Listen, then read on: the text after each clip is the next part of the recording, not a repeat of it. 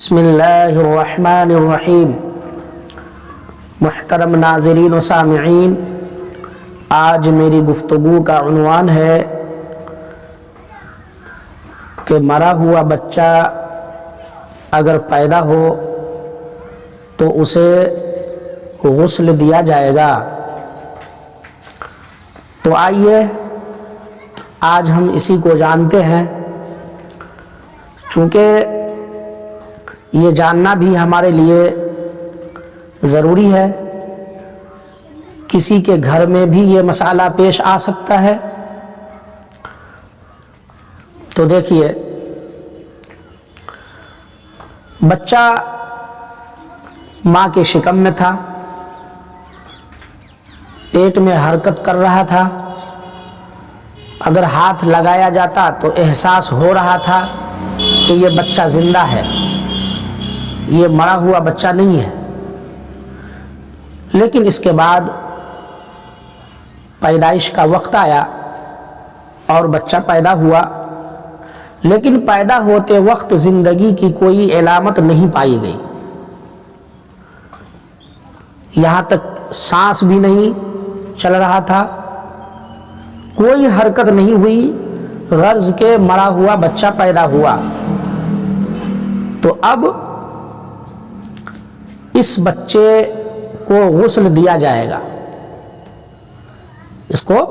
قاعدے کے موافق غسل دیا جائے گا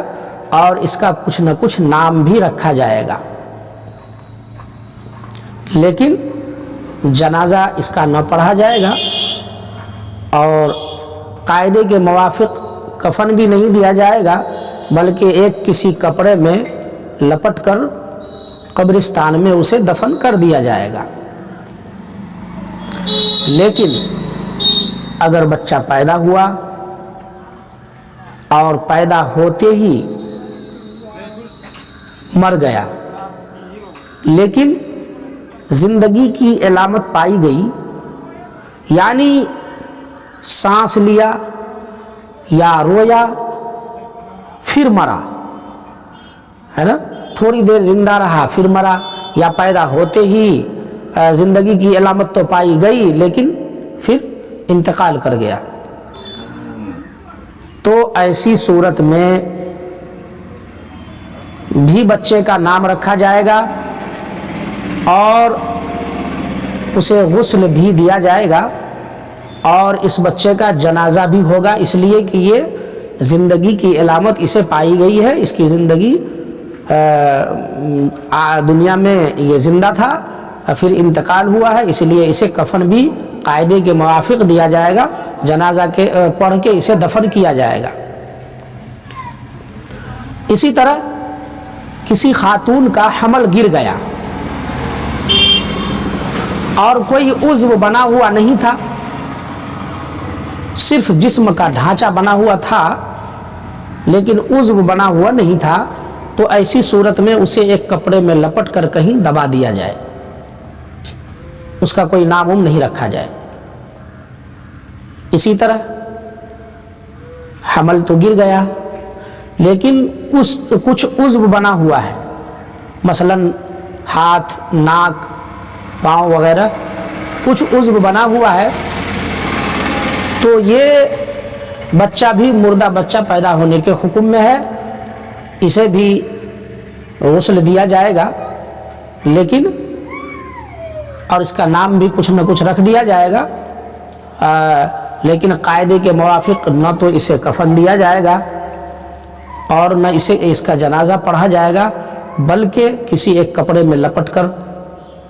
قبرستان میں جا کر دفن کر دیا جائے گا۔ اسی طرح کہیں کسی آدمی کا سر دیکھا گیا، یعنی سر ملا، تو اسے غسل وغیرہ دینے کی ضرورت نہیں ہے، بلکہ اسے ایک کپڑے میں لپٹ کر دفن کر دیا جائے۔ لیکن سر تو ہے جسم میں، لیکن آدھے سے کم جو ہے وہ جسم ہے اور سر بھی ہے، تو بھی اس کا یہی حکم ہے کہ اسے یوں ہی دفن کر دیا جائے گا، ہاں جسم ملا سر کے ساتھ اور آدھا جسم ہے، سر لگا ہوا آدھا جسم ہے، تو پھر اسے غسل بھی دیا جائے گا اور اس کا جنازہ بھی ہوگا، قاعدے کے موافق اسے کفن بھی دیا جائے گا اور جنازہ پڑھ کے اسے دفن کیا جائے گا۔ ہاں اس صورت میں جبکہ آدھا جسم کے ساتھ سر ملے۔ لیکن اگر سر تو نہیں ہے جسم میں لیکن آدھا جسم سے زیادہ ملا ہے، سر تو نہیں ملا لیکن آدھا جسم سے زیادہ ہے، آدھا جسم ہے، یہ آدھا سے زیادہ جسم ملا ہے پر اس میں سر نہیں ہے، تو بھی اس کا وہی حکم ہے کہ غسل دے کر، قاعدے کے موافق کفن دے کر اور جنازہ پڑھ کے اسے دفن کیا جائے گا۔ اسی طرح بچہ اگر کسی کا الٹا پیدا ہوا تو اگر جو ہے ناف تک پیدا ہوا، یعنی پاؤں کی طرف سے اگر پیدا ہو رہا ہے اور ناف تک پیدا ہوا تو وہ بچہ زندہ تھا، یعنی ڈھوری تک جب نکلا تو وہ بچہ زندہ تھا، تو ایسی صورت میں وہ بچہ بھی زندہ سمجھا جائے گا اور اسے بھی کفن دیا جائے گا، جنازہ پڑھا جائے گا، غسل کیا جائے گا، نام رکھا جائے گا وغیرہ وغیرہ۔ لیکن اگر بچہ سیدھا پیدا ہوا اور سینے تک بچہ نکلا، کلیجے تک بچہ نکلا، اس وقت تک زندہ تھا، پھر مر گیا، تو بھی ایسی صورت میں بچہ زندہ سمجھا جائے گا اور اس بچے کو کفن بھی دیا جائے گا، غسل بھی اس کو کیا جائے گا اور نام بھی رکھا جائے گا، جنازہ بھی پڑھا جائے گا۔ ہاں صرف سر نکلا تھا کہ بچہ انتقال کر گیا، سر نکلا تھا کہ بچہ انتقال کر گیا، باقی جسم کا حصہ ابھی نہیں نکلا تھا،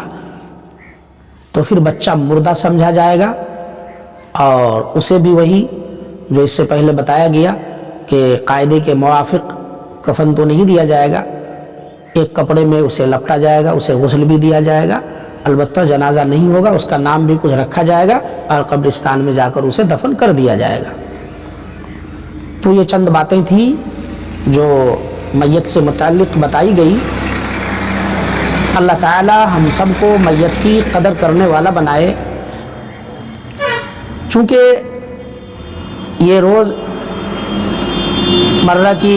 زندگی میں پیش آنے والی چیز ہے تو میں نے سوچا کہ یہ